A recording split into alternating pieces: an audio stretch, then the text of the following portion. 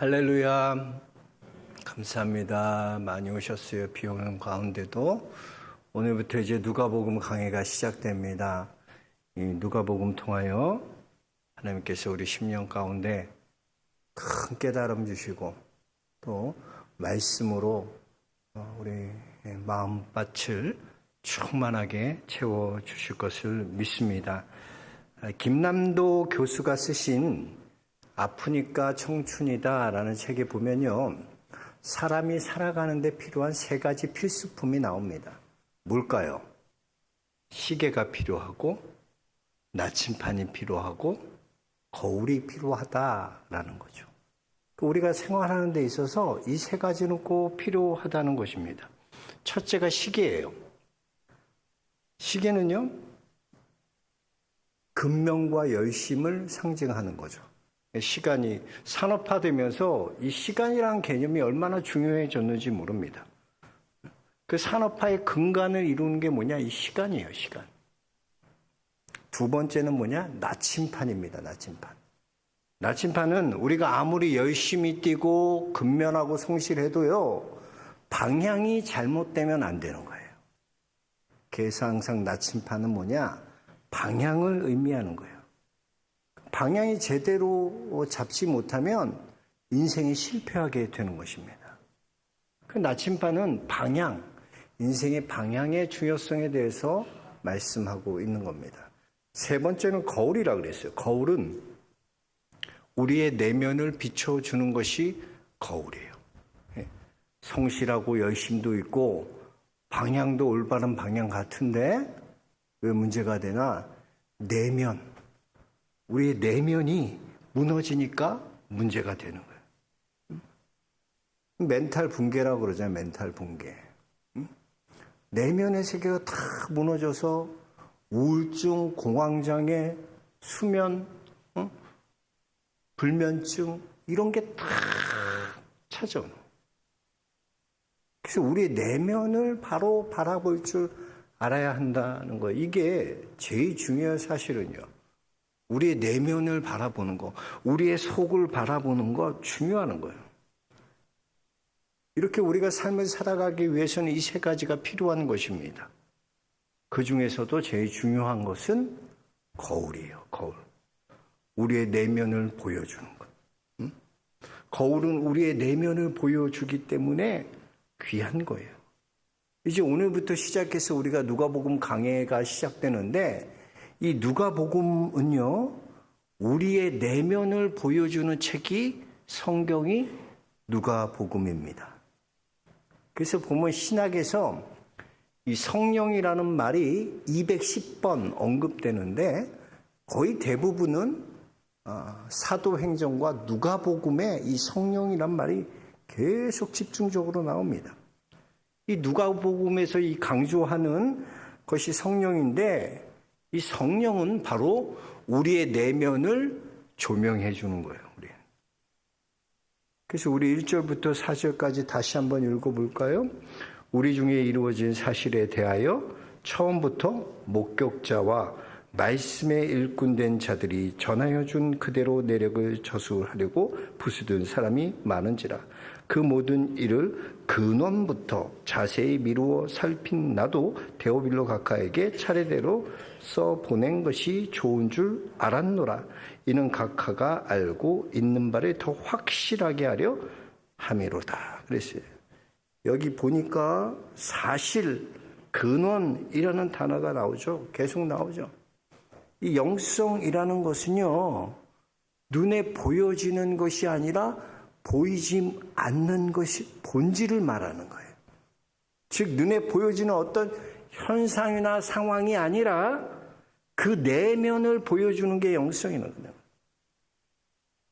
그래서 히브리서 11장 보면 11장 3절에 보면 보이는 것은 나타난 것으로 말미암아 된 것이 아니니라 라고 했어요. 눈에 보이는 것이 다가 아니라는 거예요.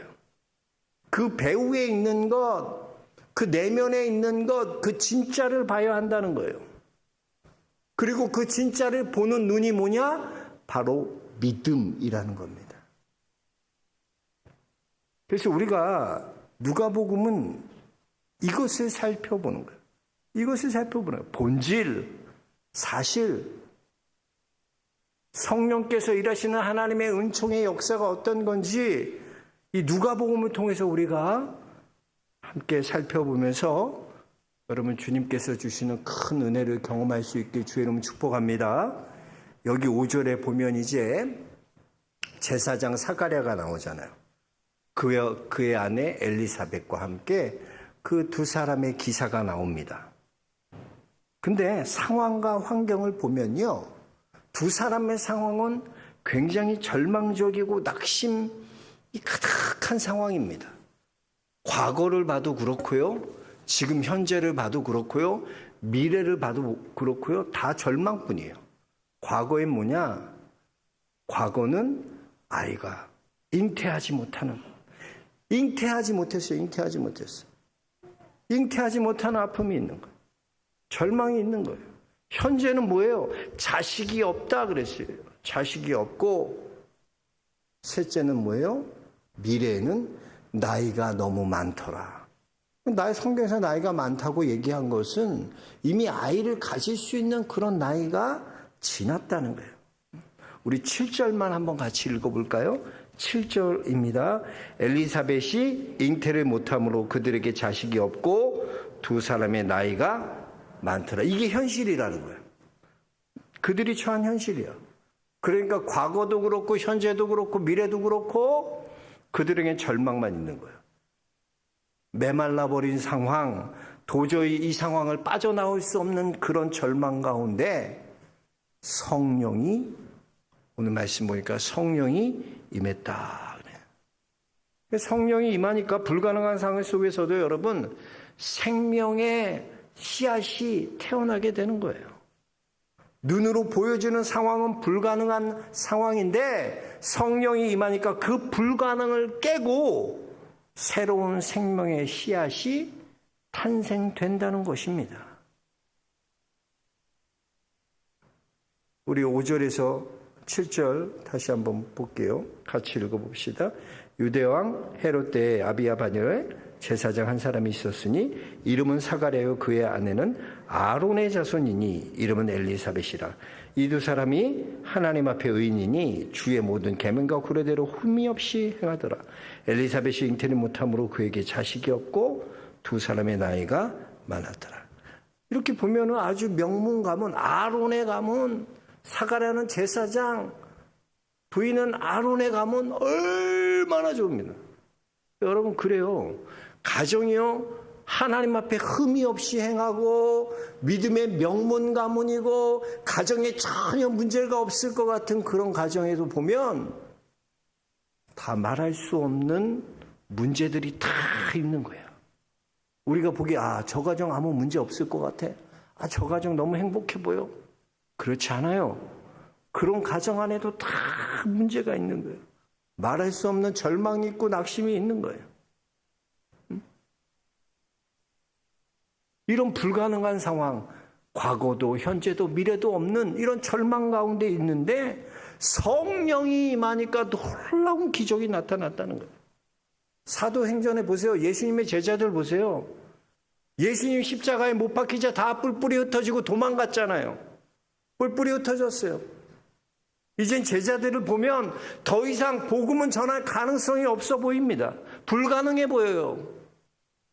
그런데 그런 오합지졸들이요, 하나님의 약속을 기다리고 마가의 예루살렘 떠나지 않고 마가의 다락방에 모여서 함께 기도할 때 성령의 불이 임하는 거예요. 그런 불안정한 상황 가운데 하나님의 교회가 잉태되는 놀라운 하나님의 역사가 일어나더라라는 겁니다. 그렇습니다, 여러분. 어떤 절망 가운데도, 어떤 낙심 가운데도, 불가능한 상황 가운데도 성령의 임재가 나타나면요, 이 불가능한 상황이 깨지고 생명이 태어나게 되고 교회가 잉태되는 놀라운 역사가 일어나게 되는 겁니다. 여러분 삶 가운데 절망으로 메말라 있는 부분들이 있습니까? 더 이상 소망이 없다고 말하는 부분이 있습니까? 하나님의 은혜를 구하십시오. 절망 가운데 세례 요한이 탄생되고요. 절망 가운데 하나님의 교회가 잉태되는 놀라운 구원의 역사가 나타나게 되는 겁니다. 여러분, 어떤 절망의 공간, 어떤 절망의 시간도요, 하나님의 은총이 임하면 놀랍게 그 불가능이 변화되는 거예요. 하나님의 은혜가 임하면 놀라운 구원의 역사가 일어나는 거예요. 그러니까 여러분, 하나님은 다 하나님은 하나님의 때가 있어. 내 때가 아니라 우리가 기다리고 절망 가운데 있는데 언제 하나님이 역사하셔, 언제 역사. 초조해하지 마. 아직 때가 이르지 않아서 그래. 하나님의 때가 이르면 놀라운 일이 일어나는 거예요. 8절 9절 보겠습니다. 8절 9절 같이 읽겠습니다.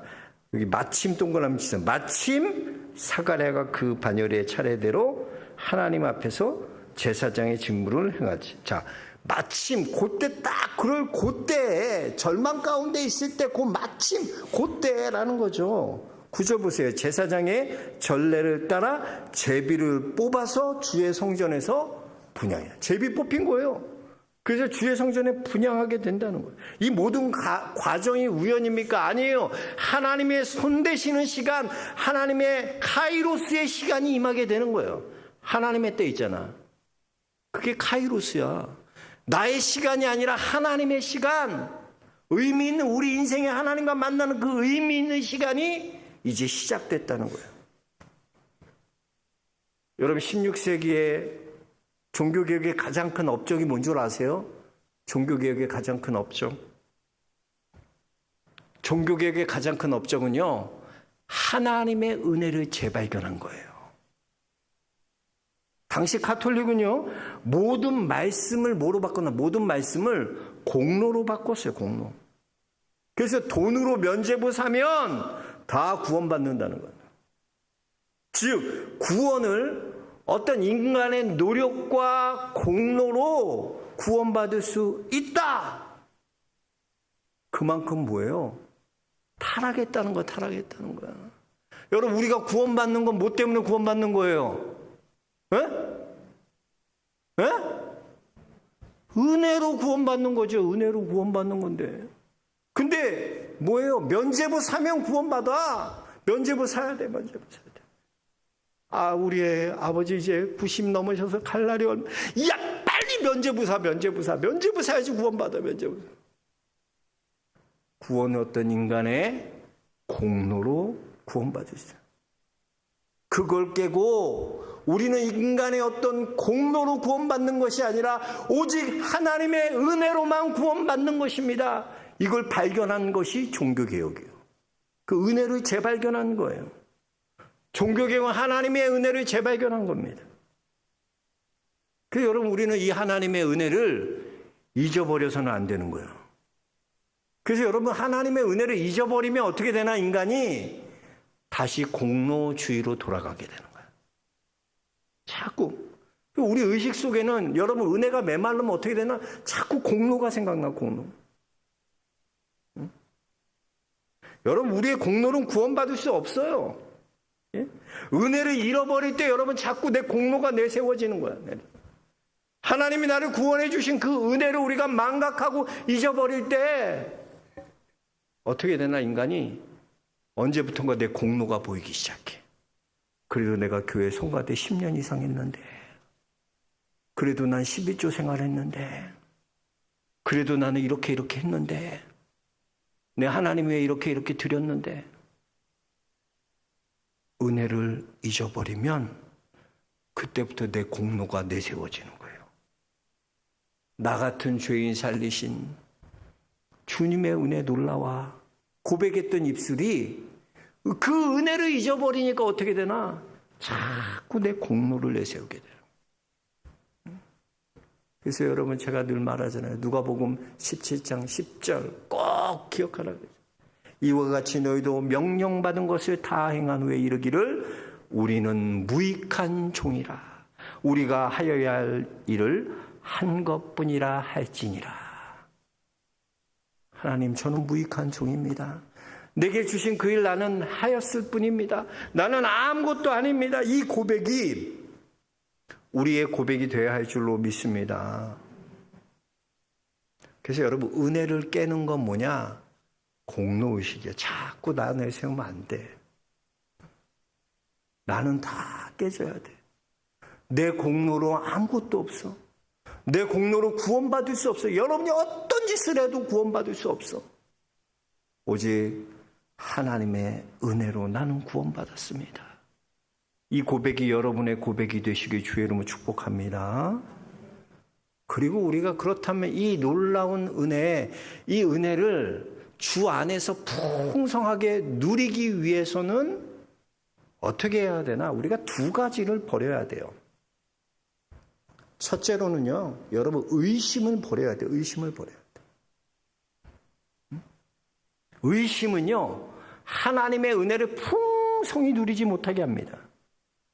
여기 12절 보니까 사가랴가 놀라고 무서워했어요. 놀라고 무서워했어요. 자, 근데 하나님은 뭐라 그러나? 우리 13절부터 한번 쭉 보겠습니다. 13절부터 17절까지 한번 봅시다. 사가랴는 보고 놀라고 무서워했는데 13절 봅시다. 천사가 그에게 이르되 사가랴여 무서워하지 말라. 너의 간구함이 들린지라. 간구했잖아. 근데 그 간구 하나님이 지금 뭐야? 들으셨다 그래. 내 아내 엘리사벳이 내게 아들을 낳아 주리니 그 이름을 요한이라 하라. 너도 기뻐하고 즐거워할 것이요 많은 사람도 그의 태어남을 기뻐하리니 이는 그가 주 앞에 큰 자가 되며 포도주나 독한 술을 마시지 아니하며 모태로부터 성령의 충만함을 받아. 야, 얼마나 축복이야. 이스라엘 자손을 주 곧 그들의 하나님께로 많이 돌아오게 하겠습니다. 그가 또 엘리야의 심령과 능력으로 주 앞에 먼저 와서 아버지의 마음을 자식에게 거스르는 자를 의인의 슬기에 들어오게 하고 주를 위하여 세운 백성을 준비하리라. 야, 이거 얼마나 큰 놀라운 축복이에요, 여러분. 이런 축복을 하나님 주셔. 그럼 뭐보다 이 놀라운 말 들으면 어떻게 해야 돼? 우리는요, 아멘 해야죠. 아멘. 의심하지 말고 아멘 해야죠. 아멘 해야죠. 그런데 아멘 해야 되는데 우리는 그러지 못한다니까. 왜? 우리의 현실과 너무나 동떨어져 있는 말씀하시는 거야. 이거는 일어날 수 없고 불가능한 일인데 자꾸 하나님 말씀하시는 거야. 그래, 믿지 못하는 거야. 어떻게 이걸 믿냐는 거야. 하나님의 은혜로 하신다는데, 하나님의 은혜 주시면 되는데 은혜를 믿지 못하는 거예요. 놀라운 축복을 받고도 그 축복을 풍성히 누리지 못하는 이유가 어디 있나? 하나님 모든 걸 다 준비해 주셨어요. 근데 왜 그게 내게 되지 못해? 의심하기 때문에. 주님이 주시면 아멘 하고 감사함으로 받고 해야 되는데 자꾸 의심드는 거야. 사도행전 12장 보세요. 야고보가 죽고 베드로가 이제 감옥에 갇히게 됩니다. 베드로 감옥에 갇히게 되니까 온 교회가 누굴 위해 기도해요? 베드로 사도 위해 기도해요. 하나님, 베드로 사도 풀러주세요. 하나님, 불쌍히 여겨주시고 빨리 감옥에서 나오게 해주세요. 근데 정말 기도했더니 베드로가 나왔네? 그래서 베드로 딱 보고 그 여종이, 어린아이가, 로데라는 애가 보고 너무 놀래. 그래서 베드로가 왔다, 베드로가 났다. 사람들, 우리에게 하나님이 응답해 주셨어. 베드로 왔어. 그랬더니 미쳤냐 너? 사람들이 냈더만 미쳤냐 뭐냐? 베드로가 온 게 아니라 그건 천사가 온 거다. 베드로 안 왔다고. 사람들이 믿지 않는 거야. 그렇게 풀어나게 해달라고 기도를 그렇게 주여 풀어내. 막상 베드로 보니까 풀려나니까 믿지 못하는 거야. 왜? 우리의 생각 안엔 베드로는 나올 수 없어. 불가능해. 근데 그 불가능한 상황을 기도할 때 성령이 임하면 우리가 불가능하다고 생각하는 그것들을 깨고 성령께서 역사하시는데 그걸 깨지 못하는 거야. 의심하는 거야. 풍성한 거 누리지 못하게 하는 거야. 근데 이게 남의 얘기가 아니라 바로 우리의 얘기예요. 우리의 얘기. 여러분, 하나님의 은혜를 풍성하게 누리기 위해서는요, 은혜를 의심하면 안 돼. 자꾸 의심이 밀려. 왜? 내 상황과 환경과 처지를 보면 그런 일은 일어나지 않을 것 같거든. 내게 어떻게 그런 일이 일어날 수 있어? 아니야. 그러나 여러분, 하나님은 신실하신 하나님이세요.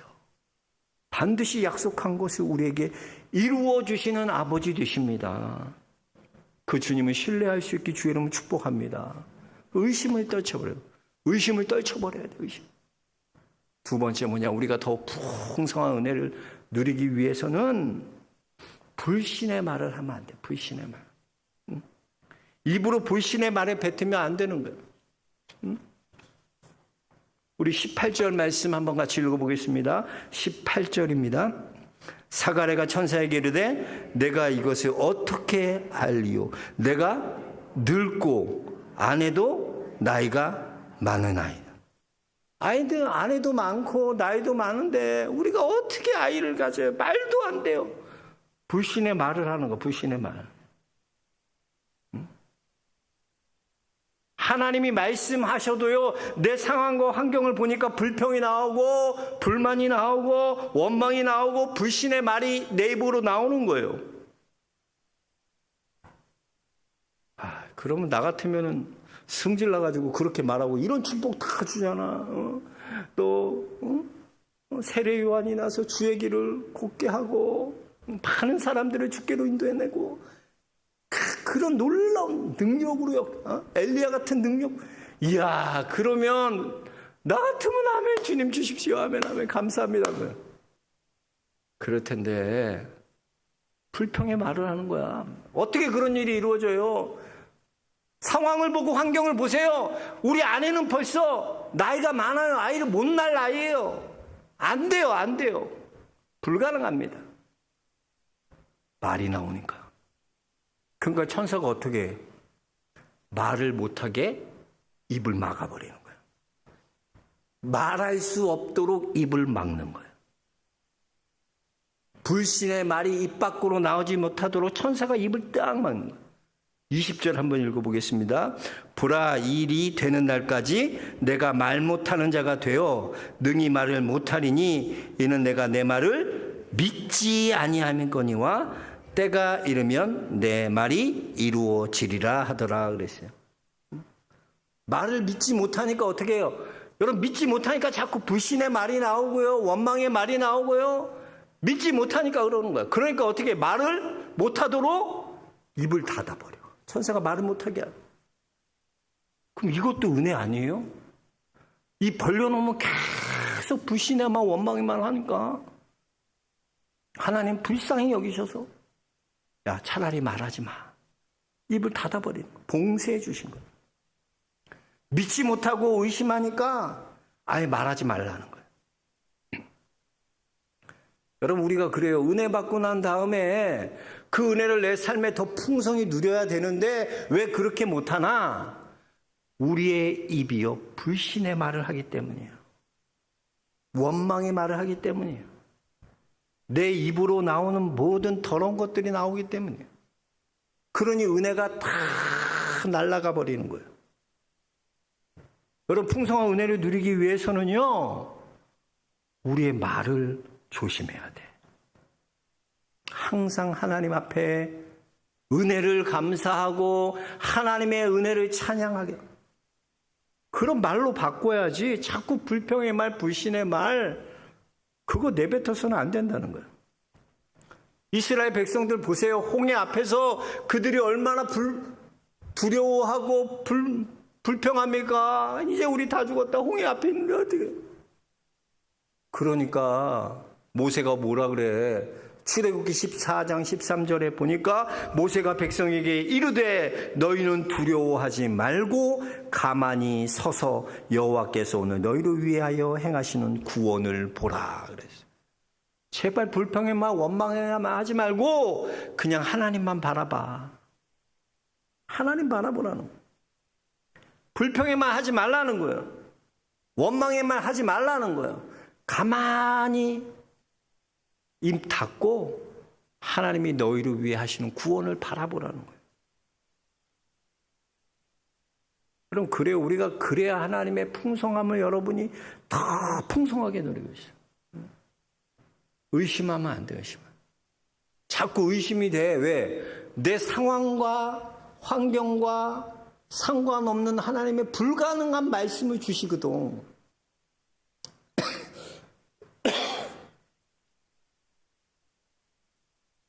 저도 그래요. 자꾸 의심돼. 하나님 그런 말씀 주시네. 상황과 환경 보니까 전혀 그런 상황과 환경이 아니거든. 근데 하나님은 그렇게 약속하셨어. 근데 자꾸 상황과 환경 보니까 의심이 되고 불평의 말이 나고 원망의 말이 나. 그러니까 은혜가 풍성하게 누려지지 못하는 거예요. 걱정이 찾아오고 두려움이 찾아오고 잠도 못 자고 스트레스 받고. 은혜를 풍성히 누리기 위해서 여러분 의심하지 마세요. 하나님이 여러분에게 하신 약속, 주신 말씀, 현실과 너무 동떨어졌다고요? 하나님 그렇게 말씀하셨다고요? 하나님은 신실하세요. 어떤 상황과 환경에도 하나님은 하나님의 뜻을 반드시 이루십니다. 의심하지 말고 원망의 말, 불평의 말, 불신의 말 하지 말고 그 하나님의 은혜를 풍성히 누릴 수 있게 주님 축복합니다. 우리는 하나님의 은혜로 구원받은 거예요. 공로는 하나도 없어. 내가 한 건 아무것도 없어. 오직 하나님의 은혜입니다. 은혜입니다. 고백하고 그 은혜를 더욱 풍성히 누리기 위해서 의심을 떨쳐버리고 또 우리의 말로 불신의 말을 떨쳐버리고 끝까지 은혜 붙들고 그 은혜를 풍성히 누릴 수 있는 우리 영락의 성도들 다 될 수 있기를 주의 이름으로 축원합니다. 하나님 은혜를 감사합니다. 감사합니다. 오늘부터 시작되는 누가복음 강해 위에 기름 부어 주옵소서. 우리 성도들 말씀 통하여 깨닫게 하여 주시고 우리가 은혜를 더 풍성하게 누리기 위하여 의심하지 않게 하시고 또 우리의 입으로 범죄하지 않도록 불신의 말, 원망의 말 하지 않도록 우리의 입에 파수꾼으로 세워 주옵소서. 감사하며 예수 그리스도 이름 받들어 기도합나이다. 아멘. 모든